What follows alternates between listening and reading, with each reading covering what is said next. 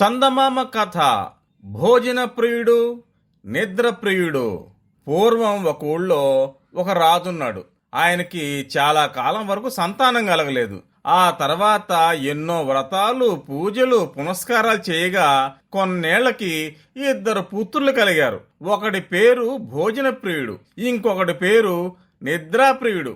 వీళ్ళిద్దరూ ఒకే బడిలో చదువుకుంటూ ఎప్పుడు కలిసిమెలిసి తిరుగుతూ ఉండేవాళ్ళు. కొన్నాళ్లకు ఇద్దరు కూడా అన్ని విద్యల్లోనూ బాగా ఆరితేరారు. అప్పుడు వాళ్ళకి ఒక కోరిక కలిగింది. దేశాంతరాలు పోవాలని తమ కోరిక తండ్రితో చెప్పారు. గారాభంగా పెరుగుతూ ఉన్నారు కదూ, అందుకని సరే అలాగే వెళ్ళిరండి అన్నాడు తండ్రి. సరేనని చెరొక గుర్రం ఎక్కి బయలుదేరారు. అలా వాళ్ళిద్దరూ ఎన్నో అరణ్యాలు, నదులు, కొండలు దాటి చివరికి ఇంకో రాజుగారి పట్టణానికి చేరుకున్నారు. వాళ్ళిద్దరూ సరాసరి రాజుగారి దగ్గరికి వెళ్ళి, చాలా దూరం నుంచి వస్తున్నాం, మా ఇద్దరికి భోజనం పెట్టాలి, ఇద్దరం చెరి 10 వరహాలు ఇచ్చుకుంటాము అన్నారు. సరేనని రాజుగారు వంటవాణ్ణి పిలిచి వీళ్ళిద్దరికి తిన్నంత భోజనం రకరకాల పిండి వంటలతో పెట్టమని చెప్పాడు. వంటవాడు సరేనని వెళ్లి రకరకాల పిండి వంటలతో భోజనం తయారు చేశాడు. మన భోజన ప్రియుడు, నిద్రాప్రియుడు విస్తళ్ల ముందు కూర్చున్నారు. నిద్రాప్రియుడు మామూలుగా అన్నం కలుపుకొని తినేస్తున్నాడు. కానీ భోజన ప్రియుడు ఒక్క ముద్ద నోట్లో పెట్టుకొని థూ అని ఊసేసి, చచ్చి చెడి చాలా దూరం నుంచి వచ్చాం, విస్తరికి 10 వరహాలు ఇస్తాన్నాం, ఇదేమిటి ఈ అన్నం పీనుగుల వాసన కొడుతోంది అని విస్తరి ముందు నుంచి లేచి వెళ్లి రాజుతో చెప్పాడు. రాజు ఆశ్చర్యపోయి వెంటనే వంటవాణ్ణి పిలిచి, ఏమయ్యా, అన్నం పీనుగుల వాసన కొడుతుందట, మన ఇంటి ముందు గాని, ఇంటి వెనక గాని, పక్కల గాని ఎవరన్నా చనిపోయారా అని అడిగాడు. రామ లేదండి ప్రభు, ఈ చుట్టుపక్కల ఎవరూ చావలేదు, మరి అన్నం పీనుగుల వాసన ఎందుకు కొడుతుందో, ఈ బియ్యం కూడా మనకు ఎప్పుడు పంపే వ్యాపారి గారే పంపారు అన్నాడు. పిలుచుకొనిరా ఆ వ్యాపారిని అన్నారు రాజుగారు. సరేనని వంటవాడు వెళ్లి వ్యాపారిని పిలుచుకొచ్చాడు.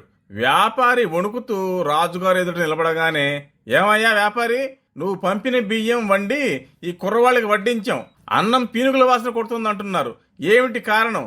నీ ఇంట్లో గాని, నీ ఇంటి చుట్టుపక్కల గాని ఎవరన్నా చనిపోయారా అని అడిగారు రాజుగారు. లేదు మహారాజా, ఎవరూ చావలేదు, 60 ఏళ్ల నుంచి ఈ బియ్యం నాకు ఒక రైతు పంపుతూ ఉన్నాడు, ఇంతకాలం లేంది ఇవాళ ఈ బియ్యం పీనుగుల వాసన కొట్టడం ఏంటో ఆ పరమాత్ముడికే తెలియాలి అన్నాడు వ్యాపారి. వెంటనే రాజుగారు రైతుని పిలిచి అడిగారు. నాకు తెలియదు ప్రభు, మా తండ్రిని అడిగితే తెలుస్తుంది అన్నాడు రైతు. వెంటనే రాజుగారు రైతు తండ్రిని పిలిపించారు. రైతు తండ్రి 90 ఏళ్ల పండు ముసలివాడు. వణుకుతూ రాజుగారి దగ్గరికి వచ్చారు. అందర్నీ అడిగినట్లుగానే రాజుగారు రైతు తండ్రిని కూడా అడిగారు, అన్నం పీనుగుల వాసన కొట్టడానికి కారణమేంటి అని. మహారాజా, నా భూమిలో కొంత శ్మశాన భూమి కలిసి ఉంది.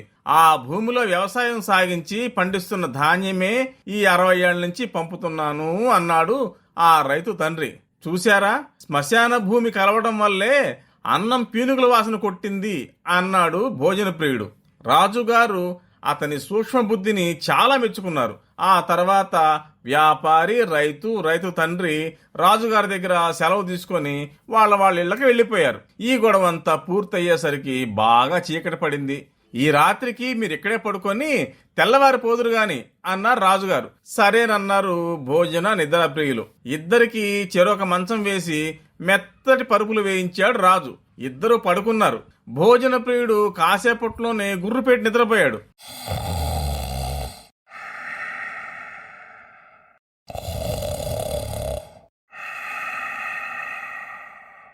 కాని మన నిద్రాప్రియుడు ఉన్నట్టుండి ఒక్కసారిగా లేచి రాజు దగ్గరికి పోయి, ఇదేమిటి మహారాజా, తిండి పెట్టించమంటే పీనుగుల వాసన కొట్టే భోజనం పెట్టిస్తేవి, ఇక్కడే పడుకోమన్నారు కదా అని పడుకుంటే నేను పడుకున్న పరుపులో 7 చుట్ల వెంట్రుకుంది.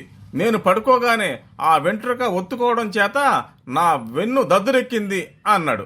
రాజు ఆశ్చర్యపోయి వెంటనే నిద్రాప్రియుడు పడుకున్న పరుపు కోయించి చూశాడు. అందులో నిద్రాప్రియుడు చెప్పినట్టుగానే 7 చుట్ల వెంట్రుక కనిపించింది. రాజు వాళ్ళిద్దరి సూక్ష్మ బుద్ధికి సంతోషించి తన 2 కూతుళ్ళని వాళ్ళకిచ్చి పెళ్లి చేసి వాళ్ళ ఊరికి పంపించాడు. ఇద్దరు భార్యల్ని గుర్రాల మీద ఎక్కించుకొని తండ్రి గారి దగ్గరికి వచ్చేసి ఆ రోజు నుంచి హాయిగా కాలక్షేపం చేస్తున్నారు.